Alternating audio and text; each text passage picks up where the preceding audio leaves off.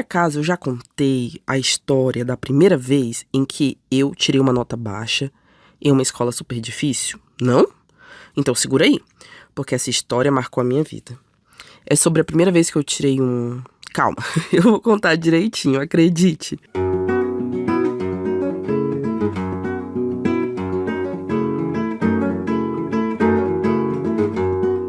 Olá, você está ouvindo ao podcast Tenho Altas Habilidades. Eu sou uma pessoa superdotada que conta histórias de pessoas superdotadas. Já aviso que um efeito colateral desse podcast é enxergar as altas habilidades por todos os lugares. Se você conhece alguém superdotado, você vai perceber a superdotação nessa pessoa.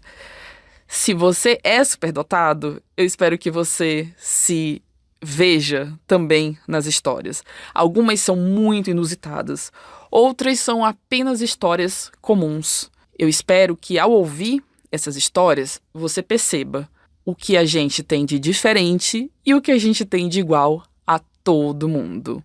Fique com mais uma história sobre altas habilidades.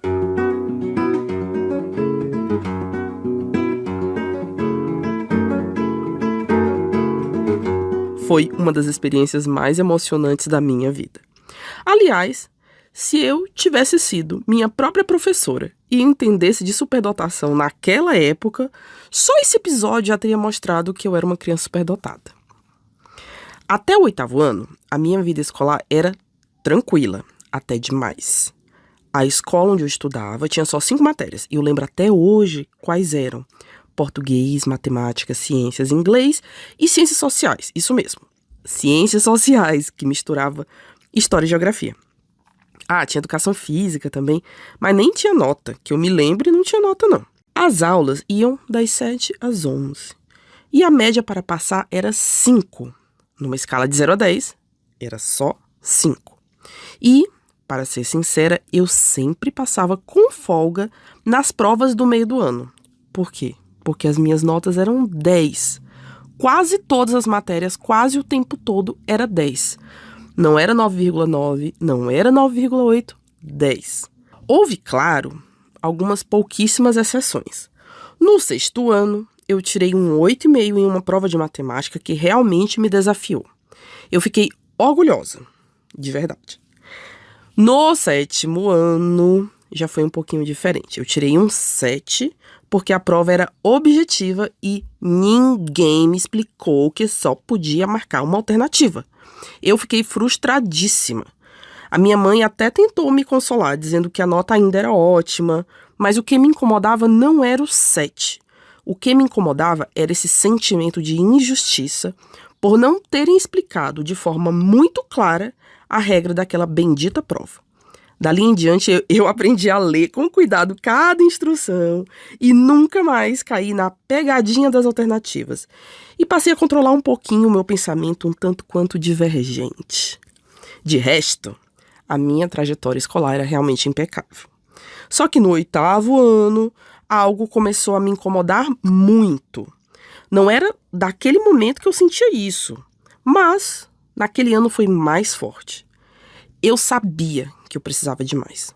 Eu, já no auge dos meus 11 anos, tinha deixado claro para minha mãe que meus planos incluíam simplesmente Harvard, ou Oxford, ou Cambridge. E, honestamente, a escola onde eu estava não parecia nem um pouco desafiadora, como a ideia de ir estudar nessas grandes universidades internacionais parecia ser. Inclusive, eu cheguei a ser aprovada para Cambridge no meu doutorado. Mas eu acabei não indo. Mas isso é outra história, tá? Voltando. Foi naquele 8º ano do fundamental que a minha melhor amiga, aquela que sempre estava também junto comigo nas melhores notas, mudou para uma escola na capital. Quando ela voltou nas férias, contou tudo. A escola era um pesadelo. Horários intermináveis, mais de 15 matérias e toneladas de leituras, com provas tão difíceis que ninguém tirava mais que 6. Ela mesma estava exausta, quase reprovando, já que a média lá era 7,5. Mas sabe o que aconteceu? Quanto mais ela reclamava, mais fascinada eu ficava. Parecia exatamente o desafio que eu muito queria. Só havia um problema não tão pequeno assim, ou melhor, vários. A escola era caríssima, ficava em outra cidade e a minha família não tinha condições de bancar essa mudança. Mesmo assim eu insisti, viu? Insisti muito. Passei o resto do ano pedindo, argumentando e sonhando. Até que no fim do ano meus pais cederam. Eles deram um jeito e me inscreveram no processo seletivo. Fiz a prova e, para minha alegria, passei. Minha mãe se mudou comigo e com meu irmão, enquanto meu pai ficou trabalhando na nossa cidade natal e nos visitava nos fins de semana. Por sinal, voltando ao processo seletivo, eu passei com nota máxima em matemática e um destaque em português, ficando em primeiro lugar entre os selecionados. Mas eu só descobri isso muito depois, porque naquela época o meu irmão não passou e a nossa mãe preferiu dizer que ambos tínhamos reprovado e acabou conseguindo convencer o diretor a nos matricular, porque simplesmente, se ela não poderia inscrever o meu irmão, ela também não ia poder me inscrever. E com a minha performance, como foi excelente, o diretor abriu uma exceção. Minha mãe, sabendo que eu realmente não me importava tanto com notas, preferiu não me contar na hora para não desmotivar o meu irmão. Eu achei bem estranho na época dizer que eu não tinha passado, porque, afinal de contas, eu tinha feito uma prova com bastante tranquilidade. Mas eu segui em frente, ainda bem que isso não me afetou, e seguimos. Então, voltando. Começou o ano letivo, eu me joguei nos estudos, como sempre, e havia conteúdos que os alunos já tinham aprendido no ano anterior, e que, para mim, eram completamente novos.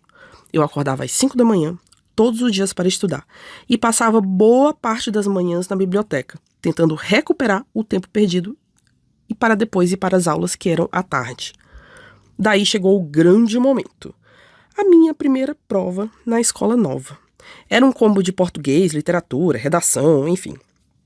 Quando o resultado saiu, lá estava ela. A minha primeira nota era uma nota baixa. Um 4. Olhei para a prova. 4. Naquele momento, sabe o que eu fiz? Eu sorri.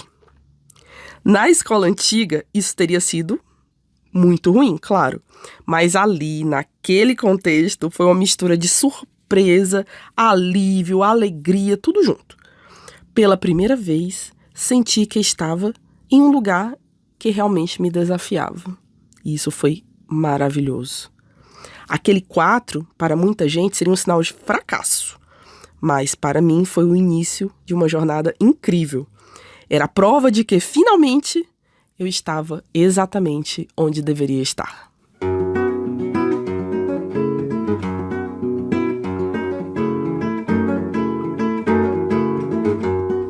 Se identificou?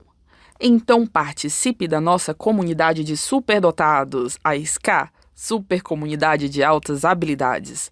Lá, todo mundo ou é formalmente identificado como superdotado ou está usando a comunidade para conseguir se identificar, porque lá nós estamos disponibilizando questionários de autoavaliação. Então, são questionários toda semana que vão ajudá-lo a perceber a superdotação em você mesmo ou em quem você tem uma proximidade e gostaria que fosse identificado.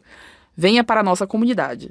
Mais informações no site www.tenhoaltasabilidades.com.br. Até a próxima!